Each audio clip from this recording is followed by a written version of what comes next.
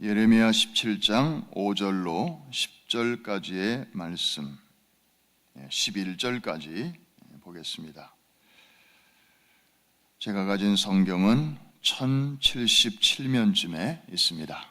예레미야 17장 5절로 11절까지의 말씀, 우리 같이 한 절씩 교독하겠습니다. 제가 먼저 5절을 읽습니다.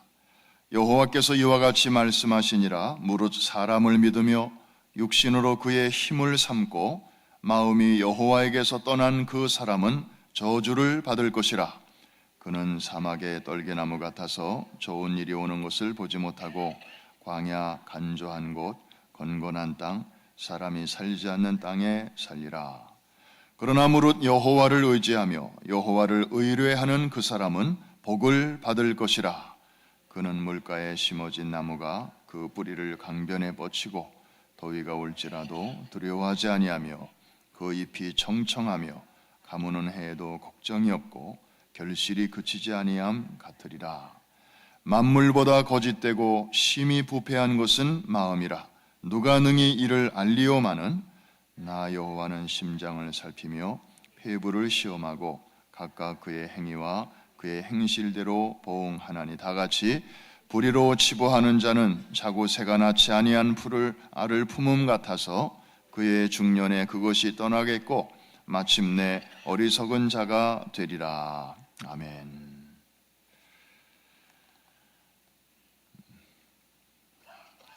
여러분들이 그동안 많이 기도해 주셨습니다.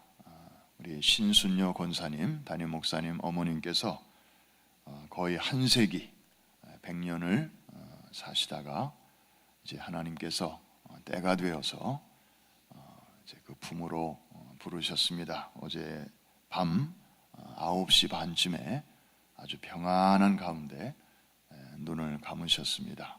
담임 목사님께서 그 병상을 계속 지키셨고 얼마나 평안하게 돌아가셨는지 그냥 옆에 있는 이 기계가 이제 점점 이렇게 숫자가 줄어들어서 그 기계가 아니었으면 그냥 돌아가셨는지도 모를 정도로 그렇게 아주 고요하게 주무시듯이 무슨 요동도 없으시고 무슨 고통도 없으신 가운데 그렇게 주님 품에 가셨습니다. 참 인간적으로는 그동안 같이 있던 어머니가 또 가족이 우리 곁을 떠나신 거 정말 하늘이 무너지는 것 같은 그런 슬픔이지만 또 하나님께서 그 어머니를 통해서 베풀어 주신 여러 가지 일들을 우리가 생각하면 참 감사할 일이 많은 그런 장례입니다. 세계적으로 바쁘신 담임 목사님 여기 계신 시간보다는 나가 계신 시간이 사실은 더 많았는데 마침 이렇게 몇 주 뉴욕에서 계시는 동안에 또 이렇게 주님 품에 가셔서 얼마나 더 감사한지 모릅니다. 그리고 참 오래 사셨습니다. 장수하셨습니다. 참 옛날 어른들 말을 빌리면 호상 중에 호상입니다. 그래서 이제 가족들은 그냥 조용하게 가족장으로 그렇게 하기를 원하시는데 또 오늘 오전에 우리 장례위원회가 모여서 이제 이것을 어떻게 하면 또 아름답고 의미 있게 잘 장례를 모실 수 있을 것인가를 이제 의논하게 될 것입니다.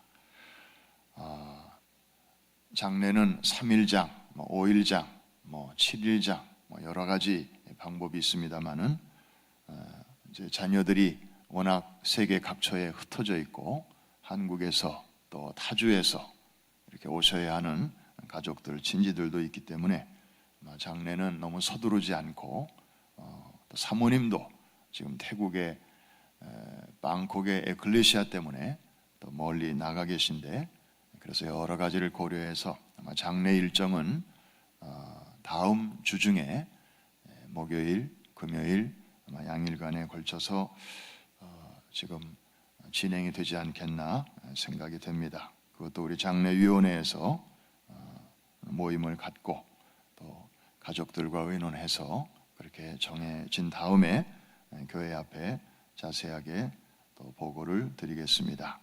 그동안 기도해 주신 우리 여러 성도님들에게 감사를 드리고 또 담임 목사님께서도 여러분 한 분 한 분에게 심심한 고마움을 표현하셨습니다.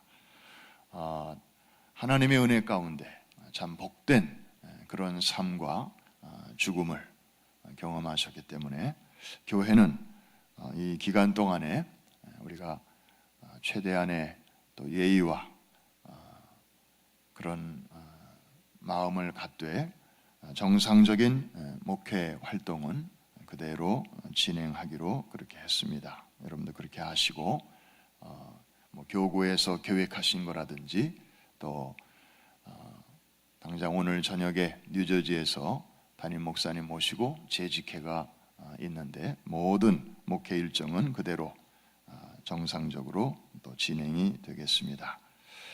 오늘 여호와를 의뢰하는 그 사람은 복을 받을 것이라 라는 참 귀한 말씀이 예레미야서 본문 가운데 나오고 있습니다.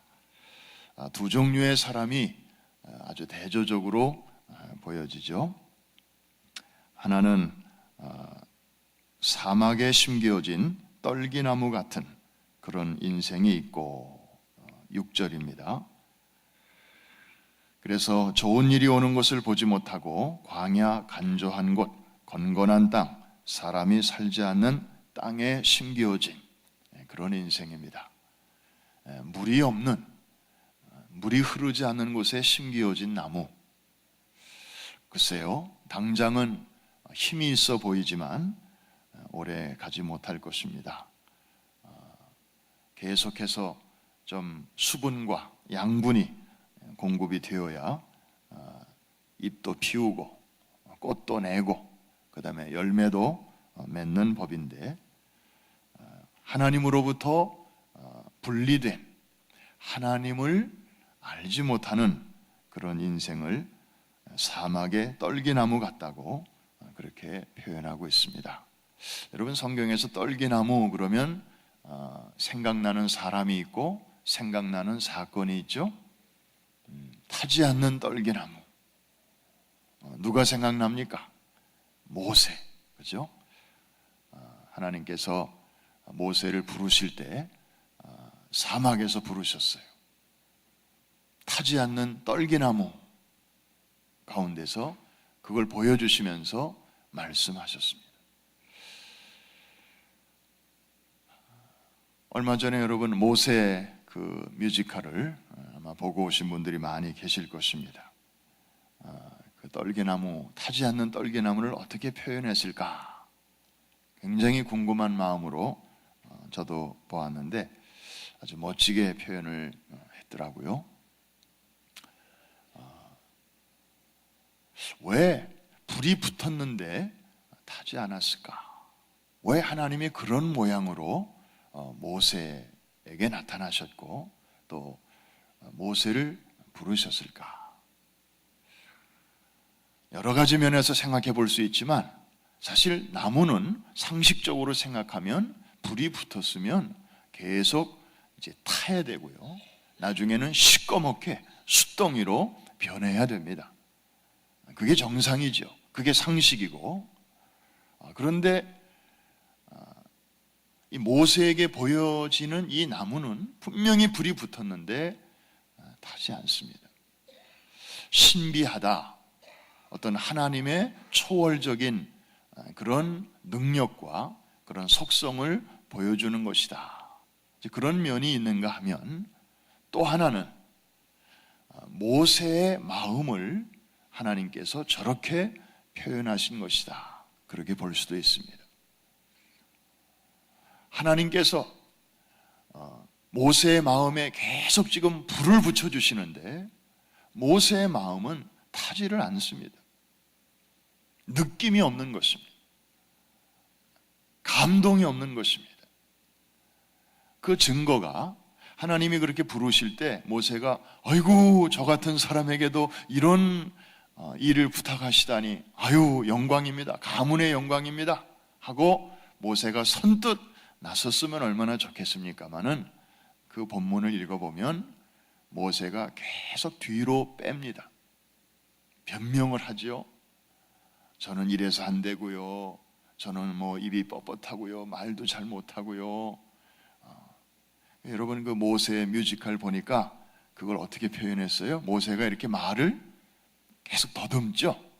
뜨뜨뜨뜨뜨뜨 하고 이렇게 하나님이 이렇게 부르시는 장면에서 유난히 말을 더듬습니다. 모세는 할 수 있으면 그 일을 안 하고 싶은 것입니다. 마음이 뜨거워지질 않는 것이죠. 타지 않는 떨기나무는 그 당시 그렇게 무덤덤한 모세의 마음을 상징적으로 보여주고 있습니다. 그래서 참 불쌍한 것이고 불행한 것이죠. 비참한 것입니다. 하나님의 은혜가, 하나님의 부르심이 이렇게 확실하고 이렇게 가까이 있고 이렇게 분명한데도 거기에 아무런 느낌이 없는 이런 인생, 뭔가 뿌리가 잘려진 인생일 수밖에 없습니다. 오늘날 예수 그리스도를 통하여 하나님과 이렇게 접붙여지지 않은 그런 인생은 이렇게 뿌리에서 잘려진 나무와도 같습니다. 지금 당장은 향기가 나고 또 지금 당장은 살아있는 것 같지만 결국에는 말라 시들어질 수밖에 없는 그런 인생입니다. 그런데 거기에 아주 대조적인 인생의 모습이 8절에 나오네요. 물가에 심겨진 나무. 와, 아까는 사막의 떨기나무였는데 이제는 물가에 심어진 나무, 또 하나의 나무가 등장하고 있습니다. 이 나무는 뿌리를 강변에 뻗쳤기 때문에 더위가 올지라도 두렵지 않고 그 이파리가 늘 푸릇푸릇하고 가무는 해에도 걱정이 없고 결실이 그치지 아니함 같으니라. 이 얼마나 참 복된 그런 인생인지 모릅니다. 자, 나무로 표현했지만 실제로 우리의 삶으로 이것을 적용시키면 바로 7절입니다.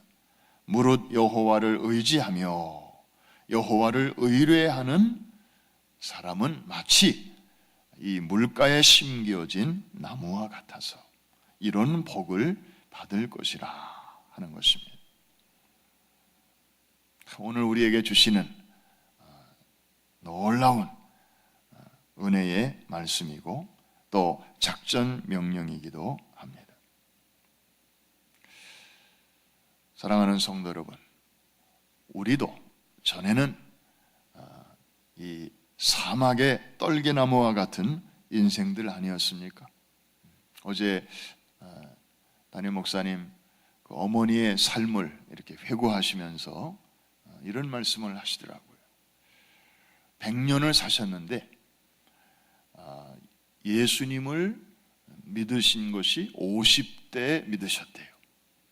그전에는 절을 다니시고 그러면서도 본인은 절을 다니시면서도 당신의 첫아들 장남 김남수 어린이는 교회를 보내셨대요.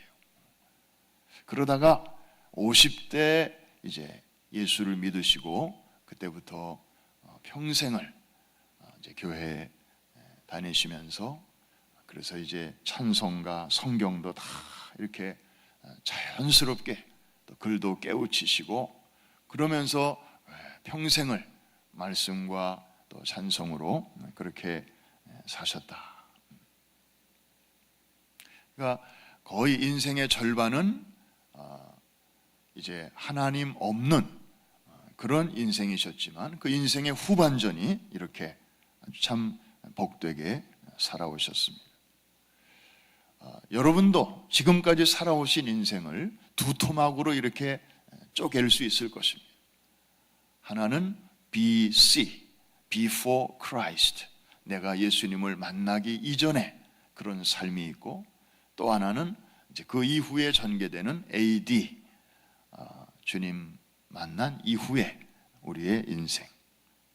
그래서 전반부는 이 사막의 떨기나무 같은 그런 인생이고, 이제 후반부는 이 물가에 심겨진 나무와 같은 그런 인생이 되었습니다. 참 똑같은 나무라도 어디에 심겨지느냐에 따라서 그 모든 것이 달라지게 됩니다. 우리 힘으로는 이곳에서 저곳으로 옮겨질 수가 없습니다. 나무는 스스로 걸어 다닐 힘이 없어요. 누군가가 이 나무를 뿌리를 캐서 저쪽으로 옮겨주기 전에는 우리는 스스로 그런 일을 할 수가 없습니다. 우리를 어둠에서 빛으로, 사단의 권세에서 하나님의 나라로 우리의 영원한 호적을 옮겨주신 분은 하나님이십니다. 그리고 끊어졌던 그 뿌리와 우리를 연결시켜 주신 분은 바로 길이요 진리요 생명 되시는 예수 그리스도를 통해서만이 이러한 은총이 우리에게 허락된 줄로 믿습니다. 그를 통하지 않고는 아무도 아버지께로 올 자가 없기 때문입니다. 오늘 우리는 하루를 또 맞이하면서 나의 영적인 호적, 나의 영적인 주소는 어디인가? 전에는 어디였는데 이제는 이렇게 은혜의 강변에 심겨진 나무와 같이, 그래서 환경이 중요하지 않고 눈에 보이는 게 중요하지 않고 눈에 보이지 않는 이 뿌리가 중요한데, 이 뿌리가 영원히 마르지 않는 생수의 근원 되시는 하나님께 연결되기만 하면 가뭄의 날에도 여기 있는 것처럼 더위가 올지라도 두려워하지 아니하고 그 이파리가 늘 청청하며 가무는 해에도 걱정이 없고 결실이 그치지 아니함 같으리라. 이러한 은혜가 여러분의 삶 가운데 오늘도 풍성하게 나타나게 되기를 주의 이름으로 축원합니다. 기도하겠습니다.